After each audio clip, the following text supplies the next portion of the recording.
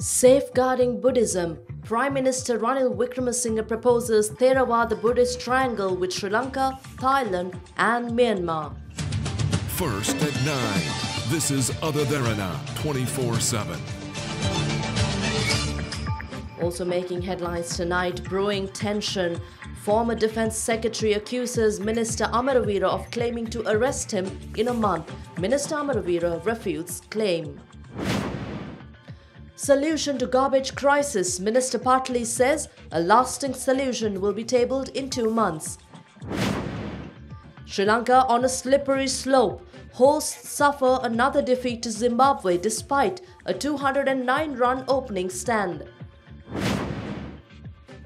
Making headlines overseas, Trump meets Putin. Putin says Trump believed Russia wasn't involved in election hacking.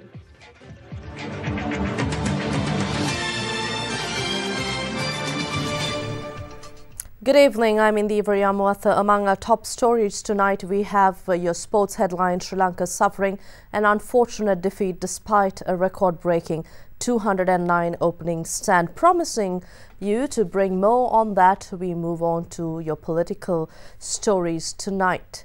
Prime Minister Ranil Wickremesinghe emphasizes that he will be submitting a new proposal for the proposed constitution, which would ensure the protection and the safeguarding of Buddhism in the country in future. Addressing an event in Anuradhapura today, Premier also went on to reveal a plan to take the initiative to establish a Theravada Buddhist triangle between Sri Lanka, Thailand and Myanmar. Prime Minister Ranil Wickremesinghe engaged in religious observances at the Jayashree Mahabodhi and Ruanveli Mahasaya today. At a public gathering held afterwards, Minister of Education Akila Viraj Karyabasam revealed plans to preserve sites of cultural heritage. The Central Cultural Fund contributes the most towards preservation of cultural heritage sites, and it receives money from ticket sales to foreign tourists. We recently launched a service which allows tourists to buy their tickets online. We're planning to provide the same service for other cultural heritage sites as well. We need to use modern technical knowledge as well as techniques to preserve our cultural sites. That's why we decided to bring in foreign technical specialists for this purpose. We expect to provide 400 million rupees to 150 ancient temples across the country. We have started issuing checks through the Central Cultural Fund for the purpose under complete supervision. Then we also allocated 100 million rupees for low-income temples for their preservation activities. The number of Jews in the world are less than the Buddhists, but they rebuild and protect their Western Wall. Number of Sikhs are also less than the Buddhists, but they protect their Golden Temple with so much devotion. Muslims all around the world are also protecting their holy sites. But then, as Theravada Buddhists, what have we done to protect our central hubs of Buddhism? That is why we said back in 2013 that there should be a program to preserve and protect the Jetavana temple. That process has already started, but I don't feel the progress is enough. And then I had talks with the minister about taking the initiative to establish a Theravada Buddhist triangle between Anuradhapura, Bagan city of Myanmar and Sukhothai province of Thailand. I'm even ready to send official requests to leaders of those nations. We should also take the initiative to establish Jetavana temple as the central hub of Theravada Buddhism. We are also focusing on the proposed constitution. I'm planning to make a proposal to stop government interference in religious institutions. That way, nobody will be able to interfere in religious content and sectors of Buddhism. Otherwise, if one day a government which does not accept Buddhism comes into power, the religion will be in danger. Former Secretary of Defence Gotabaya Rajapaksa points out that unsuccessful politicians level allegations at Rajapaksas to cover up their incompetence. He expressed these views responding to questions raised by the media following his visit to the Gatame Rajopavanarama temple in Peradeniya yesterday. Former Secretary to the Ministry of Defence Gotabaya Rajapaksa visited Gatame Rajopavanarama Viharaya in Peradeniya and had a discussion with the chief incumbent of the temple, Venerable Kappetiyagoda Siri Wimalathera.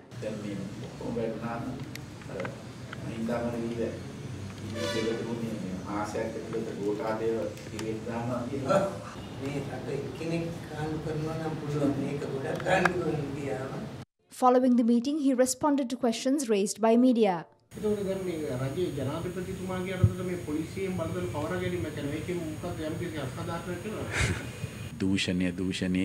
They take political revenge under the guise of addressing corruption. Such is made obvious by the statement made by Minister Amaraveera saying that I will be arrested within a month.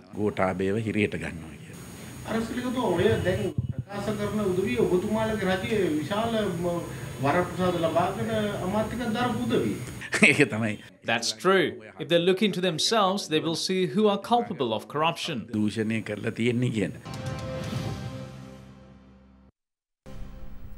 Meanwhile, Minister of Fisheries and Aquatic Resources Development Mahinda Amaraveera responded to the comments made by the former Defence Secretary Gotabaya Rajapaksa. The minister convened a special media briefing in Angunukula Palasa this morning to elaborate on the allegation levelled by the former Defence Secretary and said that both Gotabaya Rajapaksa and the former President should be forgiven.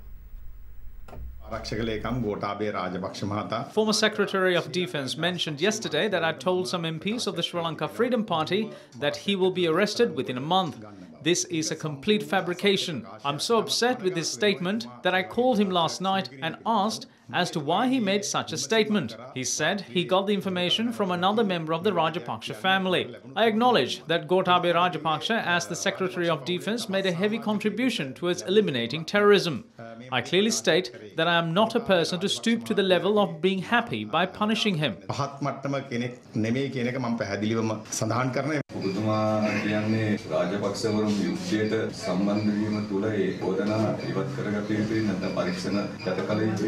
It is my personal belief that although Mahinda Rajapaksa and Gotabaya Rajapaksa are involved in these issues, they should be given a degree of forgiveness.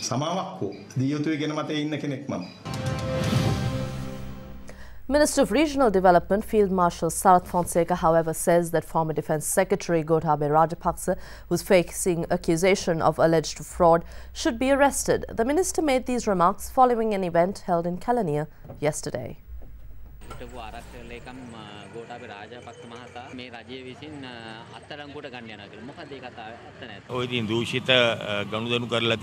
Yes, if he had swindled money, if he is involved in murders, if he had misappropriated government funds, and if he had built tombstones for parents using 80 to 90 million rupees of swindled money, then he should not just be arrested but also go to jail. On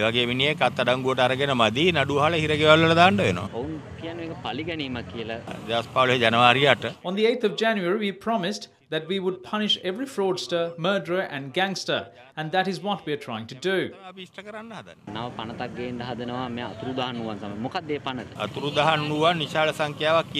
Despite their religion or race, a number of people disappeared during the war. Thousands of soldiers are also among them. This is not an effort to punish soldiers. This is to find out what happened to these disappeared people. There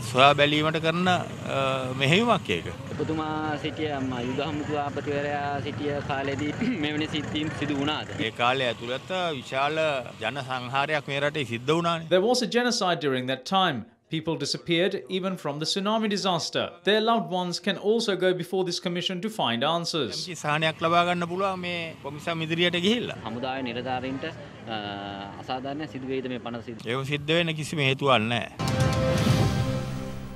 Still in the same issue, parliamentarian Delum Amunugama warns that anyone who attempts to hinder the Rajapaksas will be met with strong public backlash. He made the assertion at a media briefing today, also alleging that Minister Mahinda Amaraveera told the SLFP MPs that former President Mahinda Rajapaksa will be deported.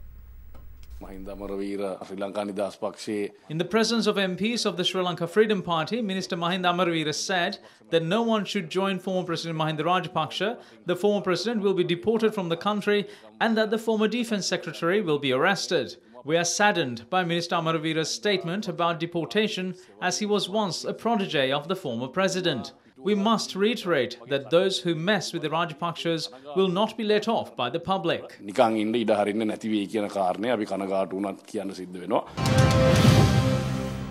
take a short commercial break, but we'll be back with more local news on the other side.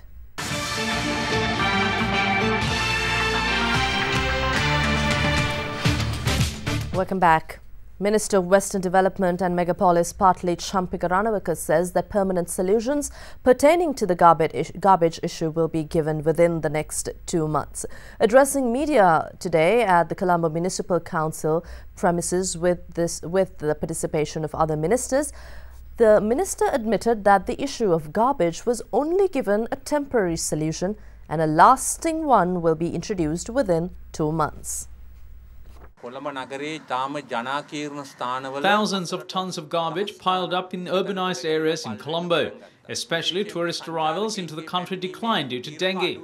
We have now completely controlled garbage piling up in Colombo. We are hoping to start several projects next month to produce energy from waste. It will come to a productive stage within the next 14 months. And also a sanitary landfill is due to be established in Arua Kaluputlam and we are hoping to start construction in September. We know that Colombo Municipal Council is one of the most corrupted institutions in Sri Lanka. Many people are making a profit from garbage. Through this combined program, I think we can stop this corruption. The Mahanayaka Thera's advise that our country is a unitary state and we accept this concept. When it comes to the constitution, they talk of a unitary nation. So why federalism when it comes to garbage? Are different areas considered as different countries when it comes to garbage, when in fact all of it is the country's garbage? Meanwhile, parliamentarian Dallas Alahaperuma warns the country will face severe economic depression if the current garbage and dengue crisis are not brought under control within the next 2 months. The MP made the remark addressing a rally in Dikwella in Mathara today. Heaps of garbage have accumulated in Colombo. Debts incurred by the Rajapaksa regime can't be the reason for the failure to manage garbage disposal. This is a grave situation. The entire country used to fear the LTTE. Now they all fear the mosquito. The entry of tourists into the country has stalled. Some countries have taken stock of this situation and are promoting tourism, saying they are mosquito-free countries. I'm not pointing fingers at anyone, but if we cannot get this situation under control within the next 2 months, there will be a severe economic depression in the country. A cache of firearms, explosives and military uniforms were found hidden in the ceiling of a house at the Robert Hill estate in Mavathagama this morning. The cache was discovered following an attempt by the house owner who arrived in the country recently from the United States to fix the roof. The house from which the cache of weapons was found is located within the Robert Hill estate, which covers approximately 100 acres. The owner of the house, who migrated to the United States 1.5 years ago, arrived in the country 4 days ago. Following some noises emanating from the ceiling over several nights, he had contacted a labourer to look into it, during which the cache of weapons was discovered in a polythene bag.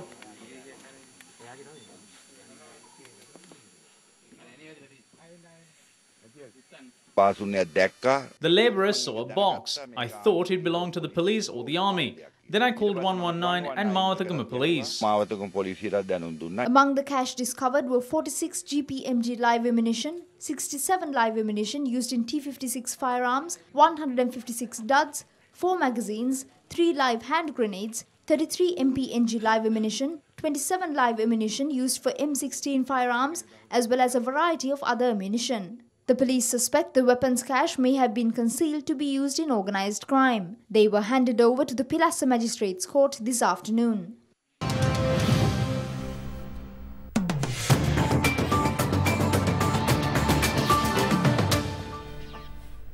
And in your business stories, we have international business news. The head of China's State Administration of Foreign Exchange says China has no intention of devaluing its currency, the yuan, to boost its competitiveness. The yuan has regained its vigor since last year's drastic slump, rising 2.4% against the dollar in the first half of 2017. Data this week showed China's foreign exchange reserves rose to $3 trillion in June. Beijing has moved swiftly to flush out currency speculations, or rather speculators stem expectations of a further steep depreciation and safeguard its reserves.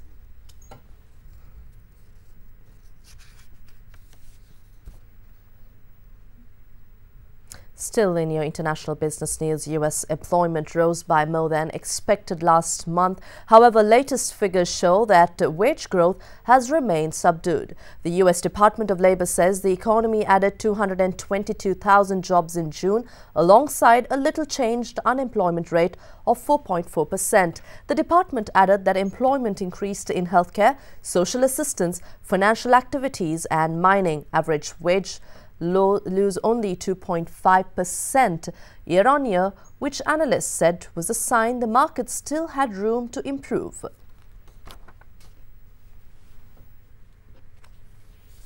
And I'll be back with your sports headlines after the short break.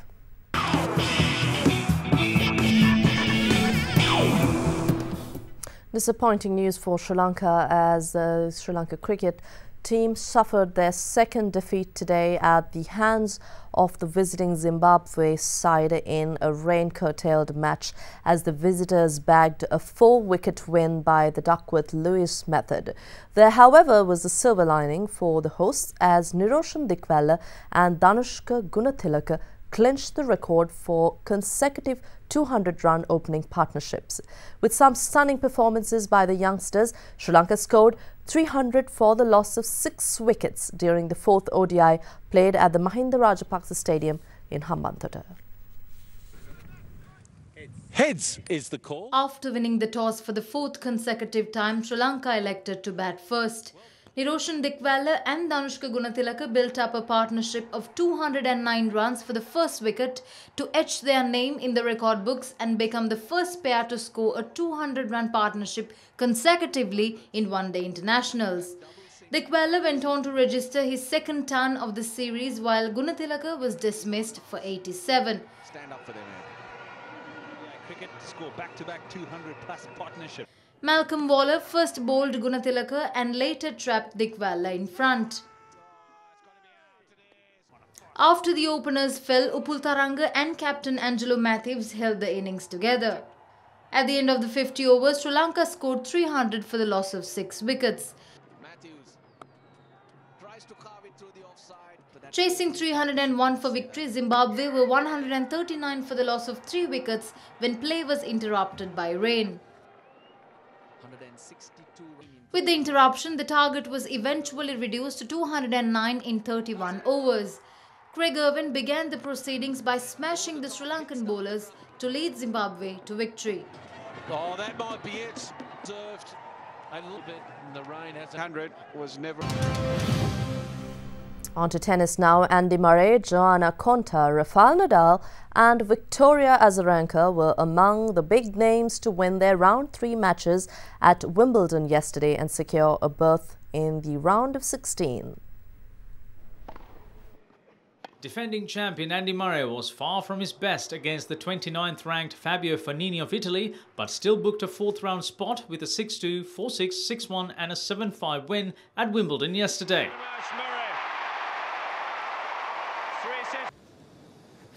Meanwhile, British number 1 Johanna Konta powered past Maria Sakkari of Greece 6-4, 6-1 on court 1 to move into the 4th round. Meanwhile, 2-time champion Rafael Nadal is also through to the last 16 with a straight set win over Russia's Karen Khachanov. 4th seed Nadal took the first set in just 21 minutes and eventually won 6-1, 6-4 and 7-6 on centre court. Former world number 1 from Belarus, Victoria Azarenka advanced to the 4th round by beating Britain's Heather Watson 3-6, 6-1 and 6-4, also on centre court.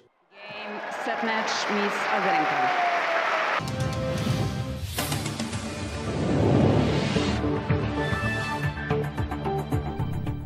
In your international news, Russian President Vladimir Putin says he thinks that his U.S. counterpart Donald Trump believed his assertions that Russia was not responsible for the hacking of last year's U.S. presidential election, however, adding that Trump's opinion would be better sought from the U.S. president himself. The revelation follows the 2 leaders' first face-to-face meeting yesterday on the sidelines of the G20 summit in the city of Hamburg in Germany. President Trump heard firm assertions from President Putin that Russian authorities have not meddled in elections. Trump said that he accepts these assertions. They had a very robust and lengthy exchange on the subject. The President pressed President Putin on more than one occasion regarding Russian involvement. President Putin denied such involvement, as I think he has in the past. But I think what the two presidents focused on is how do we move forward? Because it's not clear to me that we will ever come to some agreed upon resolution of that question. Also on the sidelines of the G20 summit, US President Donald Trump met British Prime Minister Theresa May today, stating that he hoped the US can quickly seal a bilateral trade deal with the UK. And Iraqi state media say so-called Islamic State defenses in the city of Mosul are collapsing fast and troops expect to take full control in the next few hours. Some Iraqi security forces have been seen celebrating in the streets, even though commanders have not confirmed the news. Thousands of Iraqi security forces, supported by US-led coalition warplanes and military advisors, have been involved in the battle to retake Mosul since last October. Last month, Iraq's Prime Minister said the destruction of the ancient mosque in the city of Mosul was an official declaration of defeat by the IS.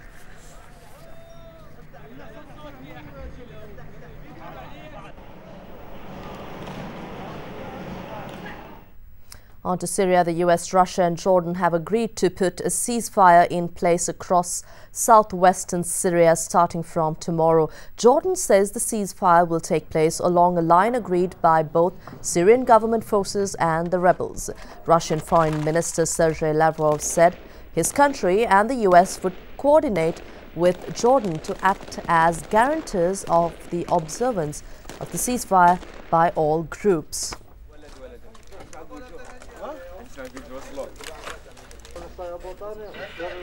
And your entertainment news will follow after this short break. Do stay with us.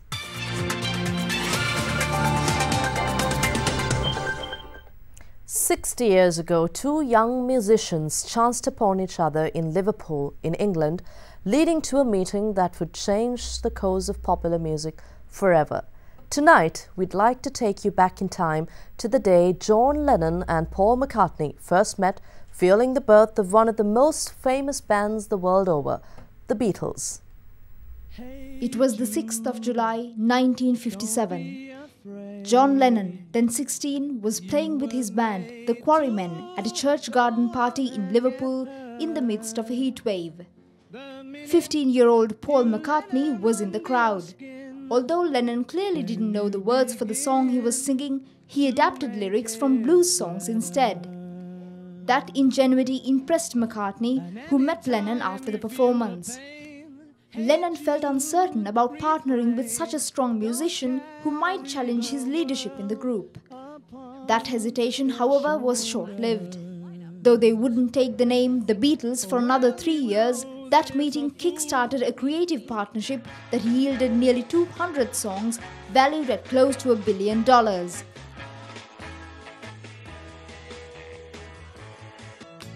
Right now, the 50th anniversaries of the Beatles' most famous albums are coming in quick succession, including Sgt. Pepper's Lonely Hearts Club Band and Let It Be. To think such a storied career all comes back to one moment, that chance encounter one summer afternoon in a Liverpool church hall. Let it be, let it be, let it be, let it be. And with that, we move on to take a look at how your weather forecast will be for the next 24 hours. Here's your city-by-city forecast.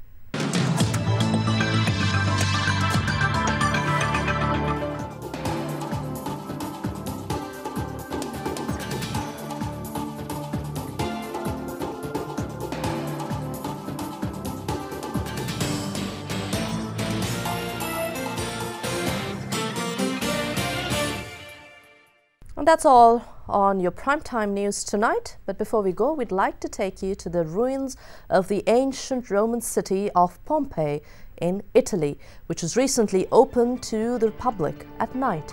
Pompeii was buried in hot ash after the volcano Vesuvius erupted in 79 AD, and at present it is one of the most popular tourist destinations in Italy. We leave you with that. Have a pleasant evening. Stay safe. Good night.